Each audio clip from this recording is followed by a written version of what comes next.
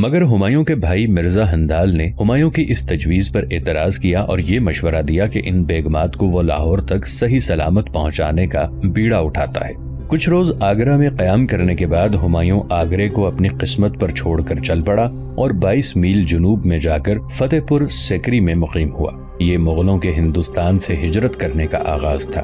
چاروں طرف حشر کا عالم برپا تھا، گویا سورہ اسرافیل پھونک دیا گیا ہو۔ چار سو آہو فغان نالو شیون ہو رہا تھا، لیکن ان کی رذیل خصلت آخر وقت تک ان کا ساتھ نہیں چھوڑتی۔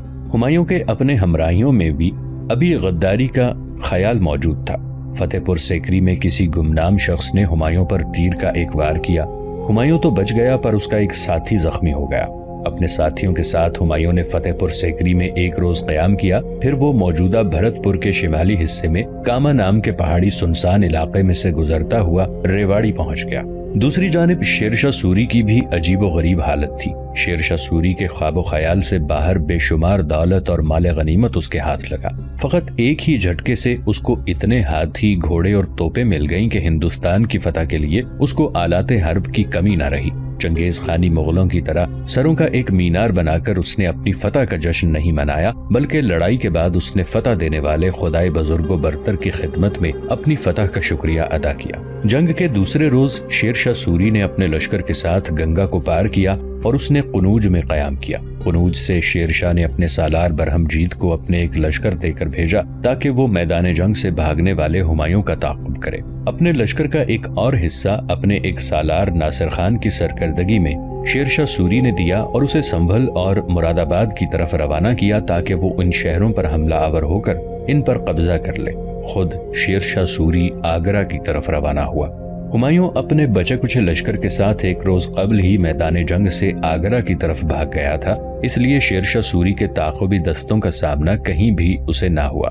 مغل جہاں کہیں بھی تھے ان پر بے حد خوف و ہراس طاری تھا اور آگرہ اور دہلی کی جانب سر پر پاؤں رکھ کر بھاگ رہے تھے۔ ہمایوں اور مغلوں کے تعاقب میں اپنے عساکر روانہ کرنے سے شیرشاہ سوری کا پہلا مقصد تو یہ تھا کہ وہ لڑائی کے لیے دوبارہ کہیں بھی مغلوں کو جمنے نہ دیں، لیکن اس سے بھی زیادہ اہم یہ تھا کہ پیچھے ہٹتے ہوئے ہمایوں اپنے بچے کچے لشکریوں کے ساتھ دارالسلطنت کو روانہ نہ کر دے۔ گنگا کے کنارے سے روانہ ہو کر شیرشاہ سوری آہستہ آہستہ آگرہ کی طرف بڑھا، جیسا کہ اس کا طرز عمل تھا۔ جس علاقے کو اس نے فتح کیا اس کا انتظام و انتظام اس کے ساتھ ساتھ ہی کر دیا۔ شیرشاہ سوری کے ساتھ اس وقت اس کا سالار اعلیٰ خواص خان اور ہیبت خان نیازی تھا، جبکہ برہم جیت ہمایوں کے تعاقب میں ایک دن بعد ہی آگرہ کے نزدیک پہنچ گیا۔ وہ ہمایوں سے ایک منزل پیچھے تھا، لہٰذا ہمایوں وہاں سے جلد ہی جنوب کی طرف فتح پور سیکری بھاگ گیا۔ ہمایوں دراصل شیرشاہ سوری اور اس کے سالاروں کو اپنی منزل مقصود کا پتہ نہیں دینا چاہتا تھا۔ برہم جیت اپنے حصے کے لشکر کے ساتھ جب آگرہ پہنچا تو اس نے ان غیر مسلح دستوں کو جو پیچھے ہٹتے ہمایوں کی فوج سے الگ ہو گئے تھے بڑی بے دردی سے قتل کر کے آگرہ کی طرف جاتے ہوئے مختلف علاقوں کا بندوبست کرنے کے ساتھ ساتھ شیرشاہ سوری بڑی احتیاطی تدابیر یہ کرتا چلا جا رہا تھا کہ آئندہ اگر پھر کسی موقع پر ہمایوں سے جنگ ہو تو وہ اپنی صورتحال کو مستحکم رکھے۔ قنوج پہنچ کر اس نے قلعہ بند شہر کی طرح ڈالی اور اس کا نام رشید گڑھ رکھا۔ ٹھیک اسی طرح جب وہ بھوجپور سے اوپر کی طرف گھاٹوں کے تحفظ کے لیے شمس آباد کے قریب آیا تو یہاں بھی اس نے ایک نیا شہر بسایا اور ساتھ قلعہ بھی تعمیر کیا جس کا نام اس نے رسول پور رکھا۔ اپنے لشکر کے علاوہ خواص خان اور ہیبت خان نیازی کے ساتھ جب شیرشاہ سوری آگرہ پہنچا اور اسے خبر ہوئی کہ برہم جیت نے غیر مسلح لوگوں کا قتل عام شروع کیا ہے تو شیرشاہ سوری نے برہم جیت کو انتہا درجے کی لعنت ملامت کی اور اس نے ارادہ کر لیا کہ آئندہ کبھی بھی برہم جیت کو تنہا کماندار بنا کر کسی لشکر کے تعاقب میں روانہ نہیں کرے گا۔ آگرہ میں قیام کے دوران خواص خان ایک روز شام سے پہلے شیرشاہ سوری کی قیام گاہ میں آیا۔ اس وقت شیرشاہ سوری اکیلا بیٹھا ہوا تھا۔ خواص خان کو دیکھتے ہی شیرشاہ سوری خواص خان کو مخاطب کر کے کہنے لگا، خواص خان میرے بیٹے ادھر آؤ، میرے پاس آ کر بیٹھو۔ خواص خان کہنے لگا، آپ نے مجھے بلایا ہے، خیریت تو ہے؟ شیرشاہ سوری کے چہرے پر مسکراہٹ نمودار ہوئی۔ خیریت ہے بیٹے، تم فکر مت کرو، یہاں میرے پاس آ کر تو بیٹھو، شیرشاہ نے بڑی شفقت اور محبت میں کہا۔ خواص خان آگے بڑھا اور شیرشاہ سوری کے پہلو میں جا کر بیٹھ گیا۔ کمرے میں تھوڑی دیر تک خاموشی رہی۔ اس کے بعد شیرشاہ سوری کہنے لگا، خواص خان میرے بیٹے، میں نے تمہیں ایک انتہائی اہم کام کے سلسلے میں بلایا ہے۔ وہ کام یوں جانو کہ میرے فرائض میں سے ہے، ایک انتہائی اہم اور ضروری فریضہ ہے اور اس کی ادائیگی میں آج ہی کر دینا چاہتا ہوں۔ اس لیے کہ میں زیادہ سے زیادہ 2 ہفتے تک آگرہ میں قیام کروں گا، اس کے بعد دہلی کی طرف روانہ ہوں گا۔ دیکھ خواص خان میرے بیٹے، جیسا کہ تم جانتے ہو میں نے تہیہ کر لیا ہے کہ آئندہ کے لیے میں کبھی اور کسی بھی وقت برہم جیت کو سالار بنا کے کسی کام کے لیے روانہ نہیں کروں گا، اس لیے کہ وہ اکثر غیر ذمہ داری کا مظاہرہ کرتا ہے۔ جو فرض میں ادا کرنا چاہتا ہوں اس کی ادائیگی کے بعد میں تمہیں مغلوں کے تعاقب میں روانہ کرنا چاہتا ہوں، اور برہم جیت تمہارے ساتھ تمہارے نائب کی حیثیت سے کام کرے گا۔ خواص خان نے لمحہ بھر کے لیے بڑے غور سے شیر شاہ سوری کی طرف دیکھا، پھر پوچھا، آپ کا اشارہ کس فریضے کی طرف ہے؟ شیر شاہ سوری کے لبوں پر ہلکی سی مسکراہٹ نمودار ہوئی، پھر اس کمرے میں شیر شاہ سوری کی آواز بلند ہوئی، دیکھو خواص خان، تمہاری حیثیت میرے ہاں میرے بیٹوں کی سی ہے، جبکہ گنگا اور گیتا میری بیٹیوں کی طرح ہیں۔ دیکھ خواص خان، میں آج ہی بلکہ یوں جانو کہ ابھی تمہاری شادی کرنے کا خواہاں ہوں۔ تمہاری شادی سے سبکدوش ہونے کے بعد میں جانوں گا کہ میں نے اپنا فرض ادا کر دیا ہے۔ دیکھ میرے بیٹے میرے بچے، میں ایک ہی وقت میں گنگا اور گیتا دونوں کو تم سے بیاہ دینا چاہتا ہوں۔ اس مقصد کے لیے میں نے گنگا اور گیتا دونوں کو بلایا ہے۔ تھوڑی دیر تک میرے خیال میں وہ دونوں آئیں گی، لشکر کا قاضی بھی ان کے ساتھ ہوگا، اور تمہارے نکاح کا اہتمام کروں گا۔ بولو، اس پر تمہیں کوئی اعتراض تو نہیں؟ خواص خان تھوڑی دیر تک خاموش رہا، پھر مسکراتے ہوئے کہنے لگا، شیرشاہ میرے محسن، میرے مہربان، مجھے اس سلسلے میں کسی قسم کا کوئی اعتراض کیوں ہونے لگا؟ شادی تو آخر میں نے گنگا اور گیتا ہی سے کرنی ہے، اور اگر آپ یہ شادی ابھی اور اسی وقت کرنے پر تیار اور آمادہ ہیں تو مجھے کوئی اعتراض نہیں۔ خواص خان کا یہ جواب سن کر شیر شاہ سوری بے حد خوش ہوا۔ وہ مزید کچھ کہنا ہی چاہتا تھا کہ اسی لمحے کمرے میں لشکر کے قاضی کے علاوہ گنگا، اوما، شیر شاہ کے بیٹے اور ان کے ساتھ ایک جوان کمرے میں داخل ہوا۔ سب شیر شاہ سوری کے سامنے آ کر بیٹھ گئے۔ گنگا اسی طرح گیتا کے روپ میں اپنے بدن اور اپنے چہرے کو چھپائے ہوئے تھی۔ اس موقع پر تھوڑی دیر کے لیے خاموشی رہی۔ اس کے بعد شیر شاہ سوری نے پھر خواص خان کی طرف دیکھا اور کہنا شروع کیا، سن خواص خان میرے بیٹے، تیری شادی کے ساتھ ساتھ میں اوما کی بھی شادی کر دینا چاہتا ہوں۔ چونکہ تو نے اوما کو اپنی بہن بنایا ہوا ہے، لہذا ایک طرح سے یہ میری ذمہ داری ہے۔ یہ جوان جو میرے بیٹوں کے ساتھ آیا ہے، میں اسے اوما سے بیاہ دینا چاہتا ہوں۔ اس طرح میں سمجھتا ہوں کہ جو فرائض میرے کندھوں پر ہیں میں ان کی ادائیگی سے بہرہ مند ہو جاؤں گا۔ شیر شاہ سوری کے اس فیصلے سے خواص خان بے حد خوش ہوا۔ پھر وہ کچھ کہنے ہی والا تھا کہ خواص خان بول پڑا، شیر شاہ میرے مہربان، گنگا کہاں ہے؟ یہ تو صرف گیتا آئی ہے۔ خواص خان کے اس سوال پر شیر شاہ کے علاوہ ہر کسی کے چہرے پر مسکراہٹ تھی۔ پھر دبی دبی مسکراہٹ میں شیر شاہ نے جواب دیا، سن خواص خان میرے بیٹے، اصل میں تیری نظریں دھوکہ کھا رہی ہیں۔ تو دیکھ نہیں رہا تیرے سامنے گیتا اور گنگا دونوں بیٹھی ہوئی ہیں؟ خواص خان پریشان سا ہو گیا اور بولا، آپ کیسی باتیں کر رہے ہیں؟ میرے سامنے تو اس وقت صرف گیتا ہی ہے۔ اس پر پھر شیر شاہ نے اپنے سامنے بیٹھی ہوئی گنگا سے کہا، گنگا میری بیٹی، تم نے کافی اپنے آپ کو چھپا لیا، اب اپنے چہرے سے نقاب ہٹا دو۔ گنگا حرکت میں آئی، اپنے ہاتھ سے اس نے اپنے چہرے سے نقاب ہٹا دیا۔ خواص خان دنگ رہ گیا۔ گیتا کے روپ میں وہ گنگا ہی تھی۔ خواص خان تھوڑی دیر تک تعجب و حیرت سے گنگا کی طرف دیکھتا رہا، پھر پوچھنے لگا، یہ گنگا ہے تو گیتا کدھر گئی؟ شیر شاہ نے اوما کی طرف دیکھتے ہوئے کہا، اوما میری بیٹی، اپنے حالات تفصیل سے خواص خان کو بتاؤ تاکہ اس کی غلط فہمی گیتا سے متعلق دور ہو۔ شیر شاہ سوری کے کہنے پر اوما نے جلدی جلدی ساری تفصیل خواص خان سے کہہ دی کہ کس طرح وہ اس کی حویلی سے نکل کر گنگا کے ساتھ ودوا آشرم گئی، پھر مانگنے والی کے بھیس میں گنگا نے اپنا نام گیتا بتایا، پھر مہارت کے اغوا کیے جانے اور خواص خان کے پاس آنے تک کے سارے حالات اوما نے تفصیل کے ساتھ بتا ڈالے۔ یہ سارے حالات سن کر خواص خان کے چہرے پر بھی خوشگوار مسکراہٹ نمودار ہو گئی۔ اس کی یہ کیفیت دیکھتے ہوئے گنگا کے خوبصورت اور پرکشش چہرے پر خوشیاں ہی خوشیاں بکھر گئیں۔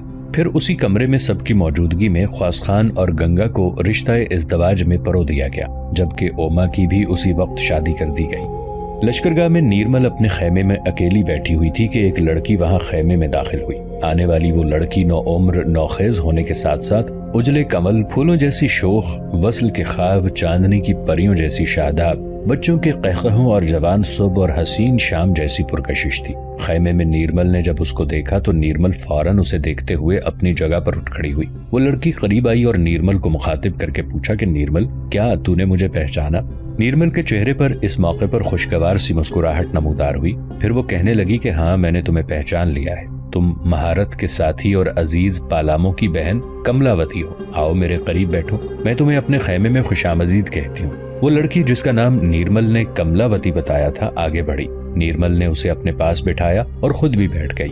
پھر اس سے پہلے کہ نیرمل کملاوتی کو مخاطب کرتے ہوئے کچھ پوچھتی، کملاوتی پہلے ہی بول پڑی، دیکھو نیرمل، میں نے تم پر کوئی احسان تو نہیں جتانا، میں تم سے یہ پوچھنا چاہتی ہوں کہ کیا میرے خاندان نے تم پر کوئی ایسی مہربانی کی ہو جو تمہارے لیے یادگار ہو؟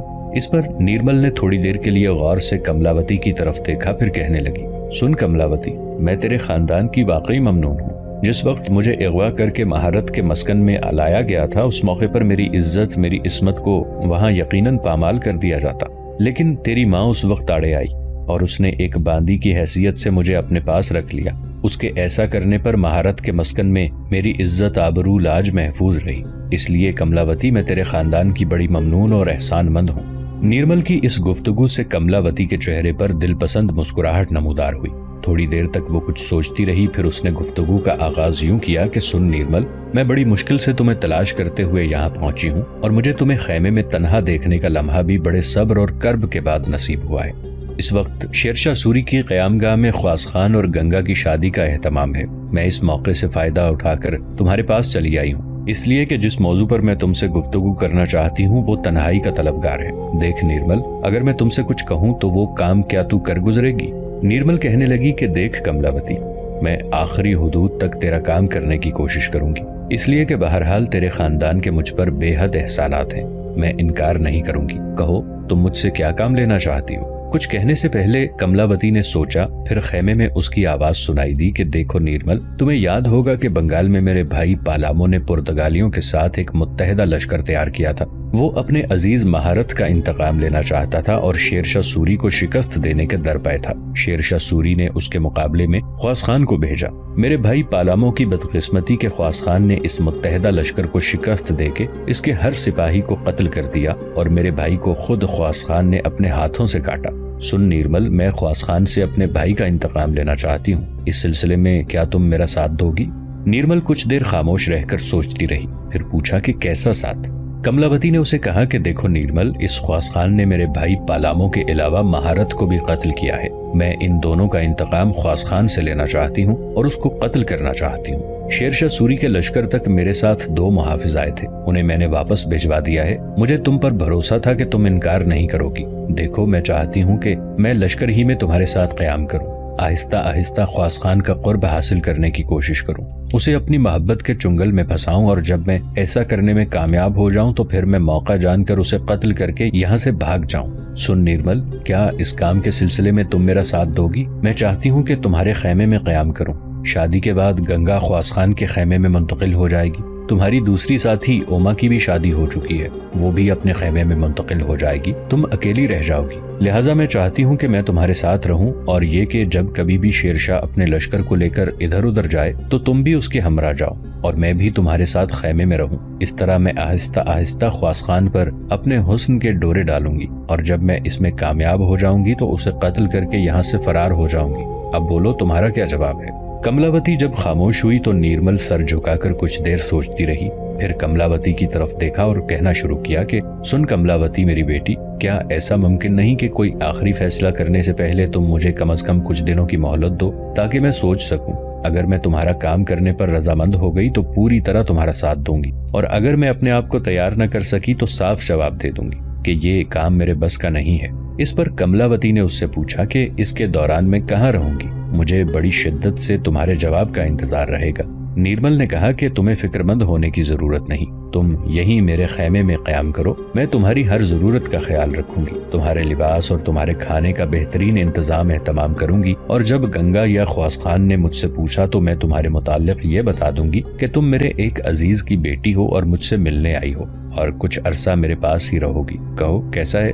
نیرمل کا یہ جواب سن کر کملاوتی کے چہرے پر گہری بشاشت پھیل گئی۔ آگے بڑھ کر وہ نیرمل سے لپٹ گئی تھی، اس کی پیشانی چومی، کہنے لگی، دیکھ نیرمل، میں تیری انتہا درجے کی ممنون اور شکر گزار ہوں۔ جس طرح تو نے مجھے اپنے خیمے میں رہنے کی راہ تلاش کر لی تھی، اسی طرح مجھے امید ہے کہ تم جو کام میں لے کر آئی ہوں اس کام کے سلسلے میں بھی ضرور مجھ سے تعاون کرو گی، اور سوچ کر تم میرے حق میں فیصلہ دو گی۔ نیرمل جواب میں کچھ کہنا ہی چاہتی تھی کہ اسی وقت گنگا اور اوما خیمے میں داخل ہوئیں۔ ان کے پیچھے پیچھے خواص خان اور اوما کا شوہر بھی آئے تھے۔ गंगा आगे बढ़कर नीरमल से कुछ पूछना ही चाहती थी कि नीरमल खुद ही बोल पड़ी कि ये जो लड़की आप लोग मेरे पास देखते हैं, इसका नाम कमलावती है। ये मेरे अजीज की बेटी है और बड़ी मुश्किल से मुझे तलाश करती हुई यहाँ आई है। अब ये कुछ दिन मेरे पास ही क़याम करेगी। इस पर गंगा ने कहा कि चलो ये भी अच्छा हुआ। सुनो नीरमल, मेरी और ख्वास खान की शादी हो चुकी है, ओमा की भी शादी हो चुकी है। अब जब तक लश्कर का क़याम आगरा में है, मैं अपने शौहर ख्वास खान के साथ आगरा में रहूंगी।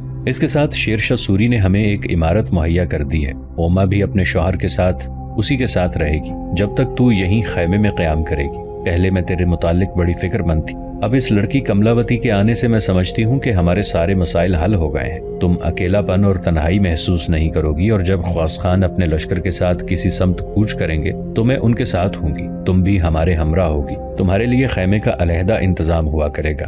अगर तुम पसंद करो तो कमलावती को अपने साथ रख लिया करना, इस तरह तुम्हारा दिल भी लगा रहेगा। जवाब में कमलावती ने बराह रास्त गंगा को मुखातिब किया और कहने लगी कि आप लोगों के आने से पहले नीरमल मुझे आप ही के मुताल्लिक बता रही थी। देखो गंगा, मैं तुमसे मिलकर बेहद खुश हुई हूँ और मुझे नीरमल बता चुकी है कि तुम रोहतास के साबिक राजा की राजकुमारी हो। मैं तुम्हें शादी पर मुबारकबाद देती हूँ। फिर कमलावती ने ख्वास खान की तरफ देखा और कहने लगी कि आपके आने से पहले नीरमल आपकी बेहद तारीफ कर रही थी। वैसे भी मैं आपके मुतालिक बहुत कुछ सुन चुकी हूँ। लोग शेरशाह सूरी के सिपह सालार की हैसियत से आपकी बड़ी तारीफ करते हैं। इसके अलावा हिंदुस्तान की सरजमीन में आपकी दलेरी, जुर्रतमंदी के बड़े चर्चे और बड़ी शोहरत है।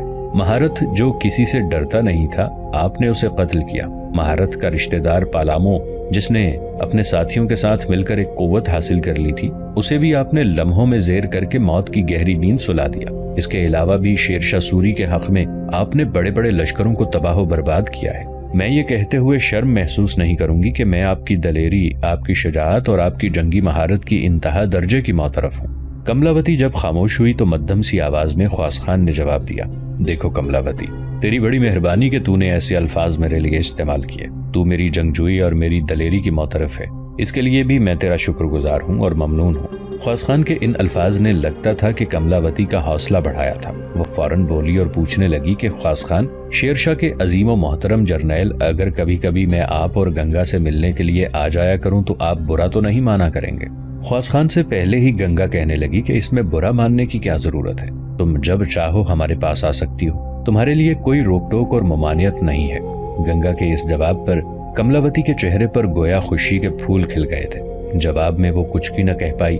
गंगा फिर नीरमल की तरफ देखते हुए कहने लगी कि नीरमल, मैं और ओमा अपनी जरूरत का सामान इस खैमे से ले जा रहे हैं। अगर तुम्हें किसी चीज की जरूरत हो तो बता दो। नीरमल ने कहा कि खैमे में हर चीज है, मुझे कुछ नहीं चाहिए। तुम दोनों बहनें अपना सामान समेटो और नई क़यामगाह की तरफ जाओ। मेरी दुआ है कि खुदावंद तुम दोनों को तुम्हारी नई जिंदगी में कामयाब करे। इसके बाद गंगा ने अपनी जरूरत का सामान समेटा और ख्वास खान के साथ चली गई। ओमा भी अपना सामान लेकर शौहर के साथ जा रही थी। शेरशाह सूरी ने अपने लश्कर के साथ आगरा में तकरीबन 2 हफ्ते तक क़याम किया। इसके बाद उसने ख्वास खान को लश्कर का हिस्सा देकर हुमायूं और उसके हवारियों के पीछे लगा दिया। बरहमजीत को भी शेरशाह सूरी ने ख्वास खान के साथ उसके नायब की हैसियत से रवाना किया था। उस वक्त तक शेरशाह सूरी को अपने जर्नैल नासिर खान के मुतालिक भी तफसील मिल चुकी थी। नासिर खान संभल और मुरादाबाद को फतह करता हुआ दिल्ली की तरफ बढ़ा और दिल्ली पर उसने कब्जा कर लिया। ये खबर सुनकर शेरशाह सूरी आगरा से रवाना हुआ।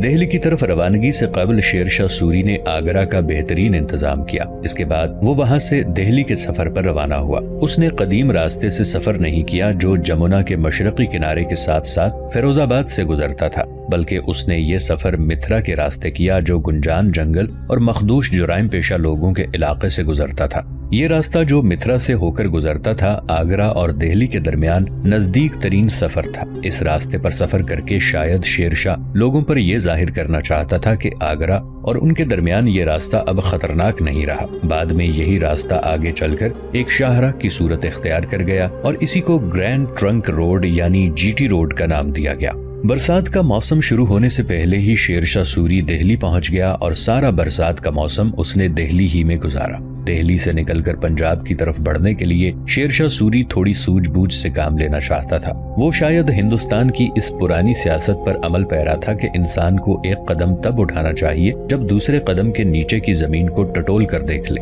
شیر شاہ کو بھی برسات میں پنجاب کے علاقے میں جانے سے پہلے ایک بار نہیں شاید 10 بار سوچنا پڑا ہوگا کہ 5 دریاؤں کو پار کر کے اس علاقے میں جانا تھا جہاں کم از کم اس وقت 2 لاکھ مغل موجود تھے اور وہ دوبارہ اپنے آپ کو یکجہتی کے رشتے میں پرو رہے تھے۔ اس کے علاوہ اسے دریائے ستلج کے مغرب میں بھی کئی دشمنوں سے خدشہ تھا کہ وہ اس پر حملہ آور ہو سکتے ہیں۔ انہیں سر فہرست مالوا کا ملو خان تھا، جس نے اب قادر شاہ کا لقب اختیار کر لیا تھا۔